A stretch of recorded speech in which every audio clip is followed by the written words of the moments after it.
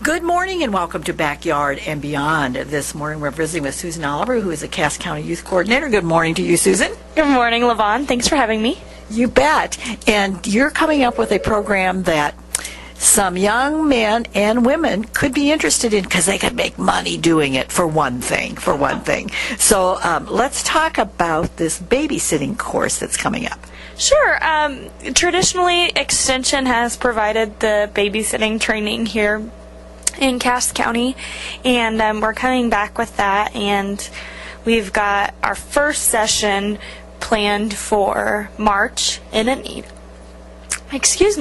Anita at the community center there, and that's in the bottom level of the library, and targeting 5th through 8th graders, probably a little flexible, could maybe go a little bit older, but we're not really any younger, and just wanting to provide them some quality learning experiences related to babysitting. Okay.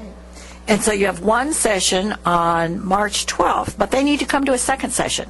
Sure. They're required to attend both sessions. On March 12th, we'll do an all-day training, have them bring their own lunch, and in the meantime, we'll get to do create our own snacks and talk about healthy snacks and easy snacks that they can do, because we certainly know when parents leave their children entrusted with babysitters, they don't have the expectation that they get lavish meals, but trying to prepare them so that they can do some things for the young people. And so they'll come the 12th from 9 a.m. to 3:30 p.m. and then the second day is just 9 a.m. to 11 a.m. So the second day is more to follow up. They'll be given some at-home work to do in that time in between, and we'll follow up on those and then build on that learning by going over what they've done. So then that's 2 weeks apart, so they have a little bit of time to get their homework done before they come back. And of course, this is open to everybody in the county. You don't have to be from Anita, you don't have to be a 4-H member. It's open to anybody that's 5th through 8th grade. Absolutely, open to everyone. We think it's a really good opportunity for everyone. We certainly will be providing the education in a way that they do get some communication skills, that they're able to test their leadership skills, and of course some life skills there. So they will be receiving the 4-H program in a way, but membership is not required to participate in this fun activity. And I understand, Susan, you get to teach this.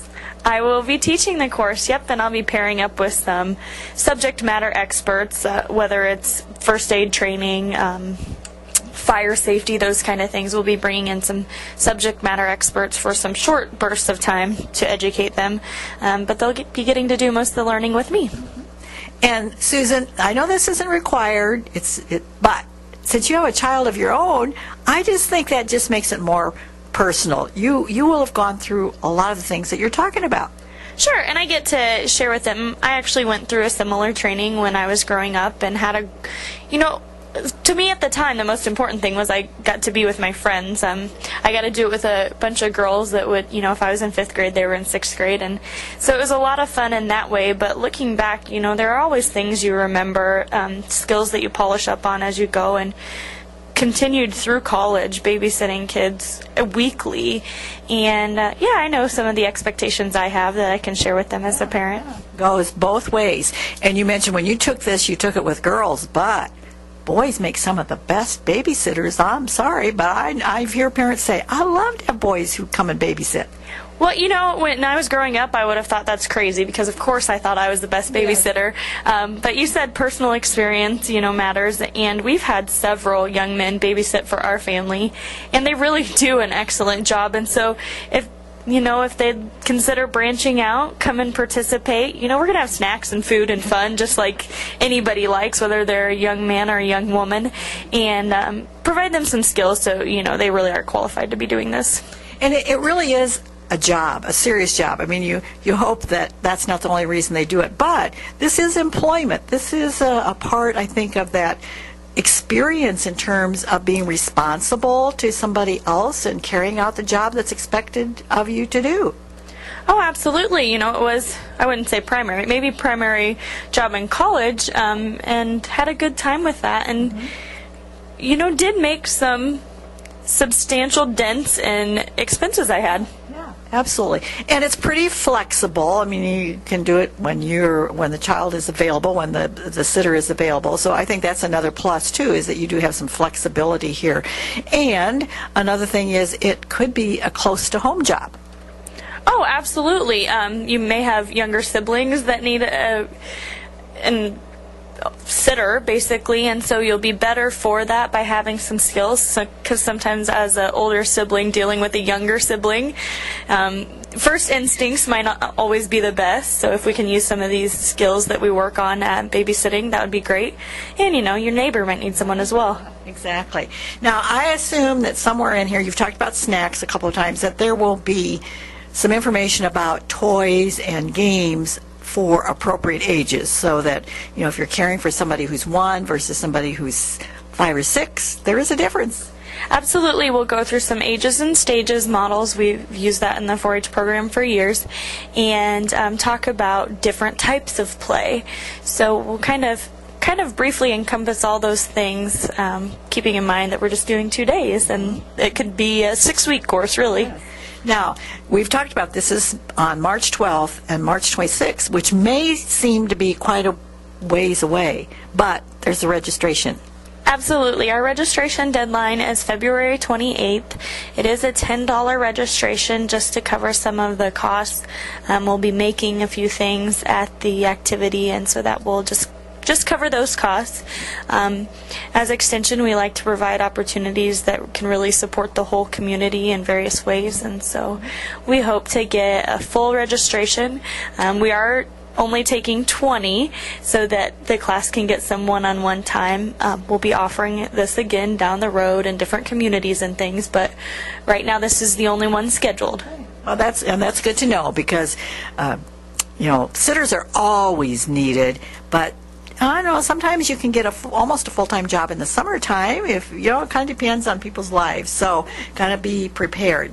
Now, we'll remind you of those dates and so on here in a minute, but there's a couple of other things that I thought we might mention, that this isn't the only thing you're doing in March and April. No, I'm thrilled. We always have full months. I was talking to Lavon. We always have a nice full month ahead of us.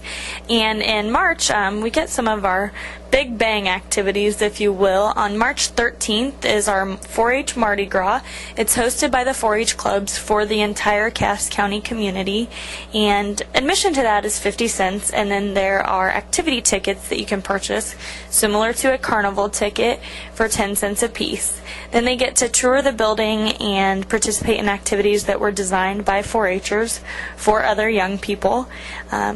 We have a fishing pond. There will be an opportunity to rope a calf dummy.